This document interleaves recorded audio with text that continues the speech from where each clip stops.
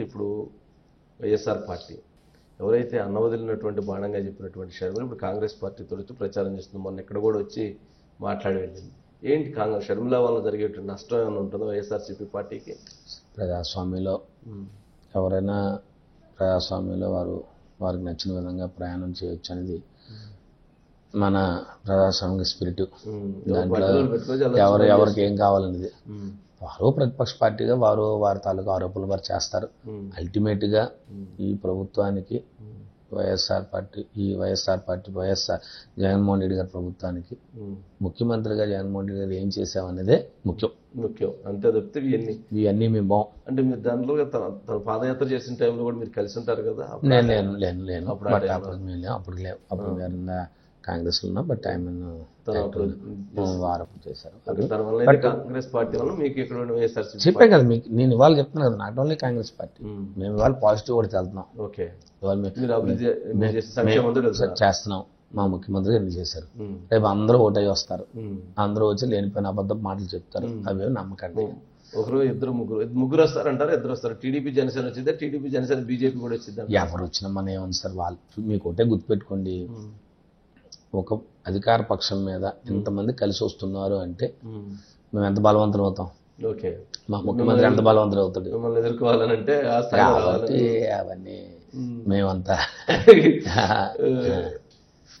అంటే రాజకీయ పరంగా. సరే శ్రీనివాస్ గారు, అంటే ఏంటి మీ లక్ష్యం ఏంటి భవిష్యత్తు?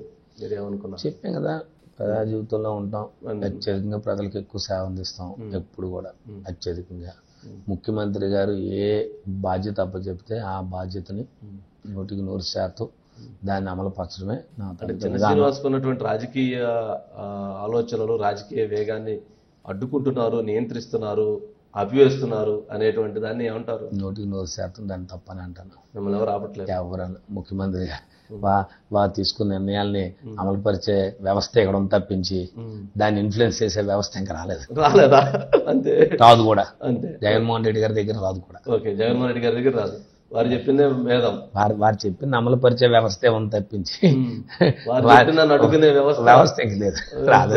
రాలేదు, రాదంటారు. ఏం చెప్తారు ఇప్పుడు మీరు? అంటే ఉత్తరాంధ్ర అంటే ఈ 2-3 పార్లమెంటు పరిధిలో ఉన్నటువంటి డిప్యూటీ రీజనల్ కోఆర్డినేటర్ బాధ్యతల్లో ఉన్నారు, విజయనగరం ఛార్జిగా ఉన్నారు. ఏంటి ప్రజానీకానికి వైఎస్ఆర్సీపీ పార్టీ తరఫున మీరు ఇచ్చే మెసేజ్ ఏంటి?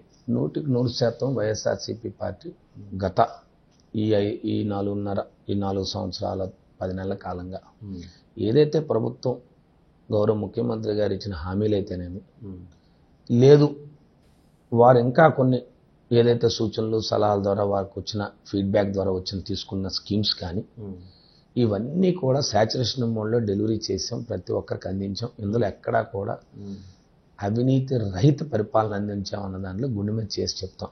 ఇందులో ఎక్కడ కన్ఫ్యూజన్ లేదు. Point number 1.